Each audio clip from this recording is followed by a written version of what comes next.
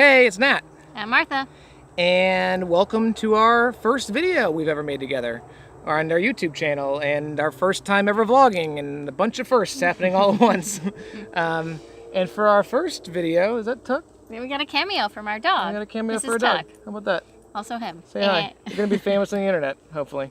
Probably before we are. We thought we would talk to you guys about why we bought that thing back there. Why we bought the van, the route we went versus other routes that you can go when you buy a van and convert it, which we are doing, and some things we want to do to it. Should we take a quick tour? Let's hop on over. All right, let's go. Woo! It's a hot one. It's a hot one today. There's our dog. Say hi, Tuck. Oh, he's very excited. Okay, go pound sand. We haven't really gone over the irony of this, but you can't really see it. We'll get into it. But that all the way down there, kind of all the way down there is a river. And this is a van. An actual van down by the river, which I hate to even bring up, but I'm gonna. You got it, though. This is the van.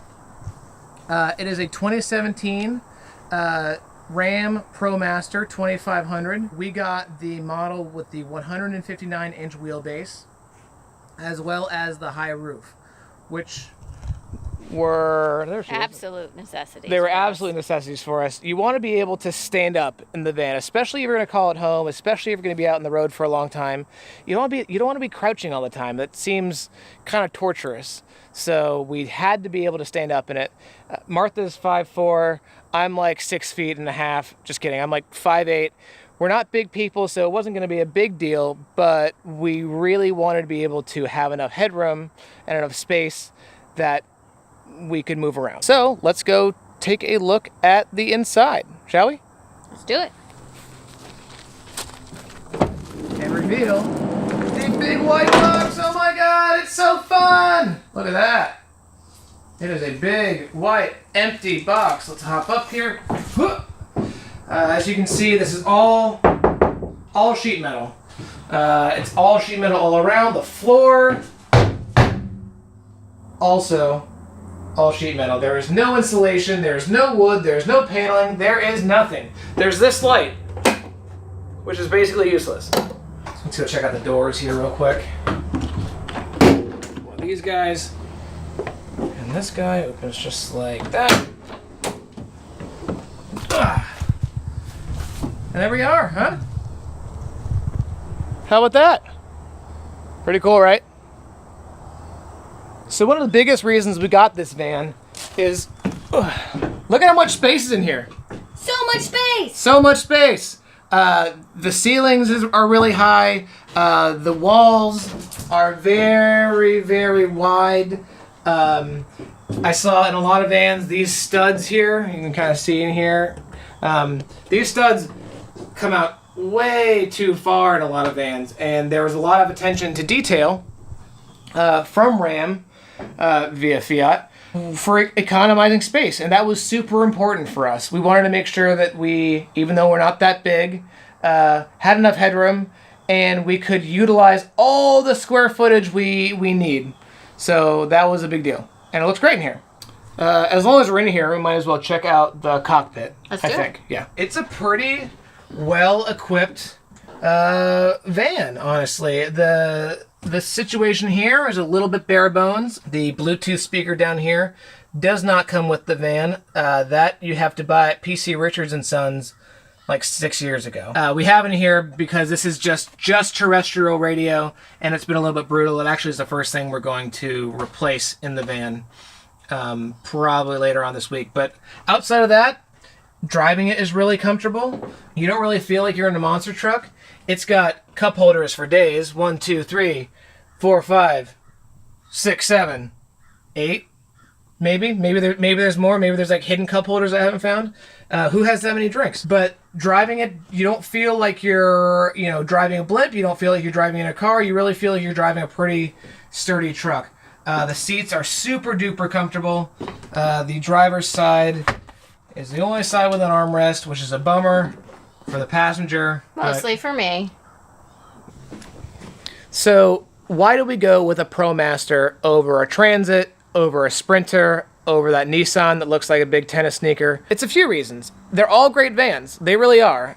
My research has concluded that they're all great vans. For Sprinter, the big thing was price point. At the end of the day, you're buying a Mercedes. You want one right off the lot, it's 60 grand, and it's a 4x4 Mercedes, and that's great. You know, it's four-wheel drive, that's amazing, but it's 60 grand.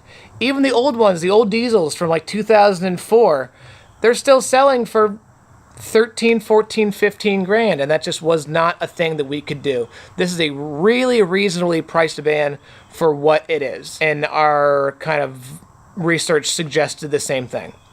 We didn't go with a Transit because they've been dealing with some recall issues. I get a little bit spooked by that, even though Ford would fix it for free, obviously. I still am not really interested in driving something that has the potential to break down at any given moment. We're building our new home. We don't want to put any extra chance involved in the process of already having a van. Yeah, like things are gonna go wrong. Things are gonna break down. But I'd rather not like go like buy a thing that Ford is like. We know there's problems. Yeah, like we know there's problems with this. And then the Nissan had the biggest engine, so that's cool. But it truly was too ugly, and it was only rear-wheel drive, which this is front-wheel drive. It's at least a little bit better in the snow than rear-wheel drive. We both live in the Northeast. Martha's from Wisconsin. I'm from Rhode Island.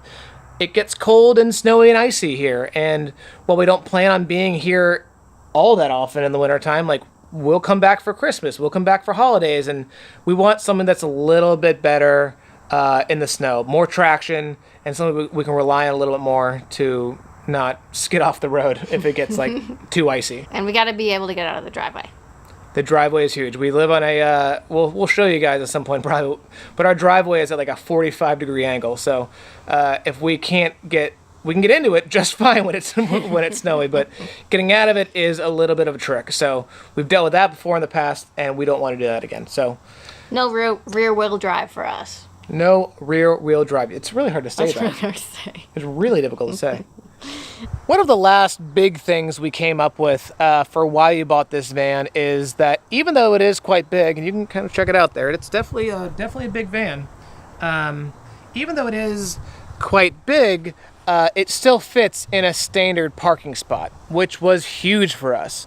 When we're not living the van life dream, going out to the desert and like just parking wherever we want, we will have to go to Walmart. We'll have to go to Stop and Shop. We'll have to engage with reality in some way that we're going to have to park in a parking lot. And it was really important to us to have that versatility. That 170-inch wheelbase Sprinter, honestly, is just too big. It's like driving a school bus for me. And I want the versatility of being able to stealth camp somewhere, although I'm sure plenty of people do it and plenty of people don't have a problem. I want the versatility of being able to roll in anywhere and seeing that perfect parking spot and not being like 18 inches too big for it. As a final note, this whole thing has been crooked this whole time? Oh boy. As kind of a final note and a little bit of a teaser for the next video, we are going to be installing the subfloor. And there's a lot of, well, not controversy, I don't think it's that controversial, but there's a lot of debate about how you install a subfloor. Namely, do you bolt it to the frame, to the sheet metal, or not? I think for us, we are going to bolt it to the sheet metal, and here's why. You see these guys here? These guys came with the van, and they are everywhere. They're up there. And if I swing around here, they're over there. And they actually sit a bit higher than these ridges here. So these got to come out anyway, at least the D-ring part. So what I think we're going to do is we are going to take the D-ring out and bolt the subfloor with these existing screws. We have the Forstner bit to make sure they're nice and sunken in, and I think we're going to go that route. Okay, so I think that about wraps it up. We hope that was a good overview of why we bought the Promaster versus another van. What do you say, Mark? Let's wrap it up. We're losing light, and the bugs are coming out. We got to scram. So if there's any questions, let us know. We researched vans for a long time to come to this conclusion. So if there's any questions you guys have, definitely feel free to ask. Holler on Instagram, holler on YouTube. If it's too technical, I probably won't know, but if it's too technical, you probably wouldn't be asking the question because you're really good with technical van stuff. So anyway, hit subscribe. Hit subscribe if you want to see our faces more. Otherwise, we'll sign off now. From Nat and Martha. Bye. Bye.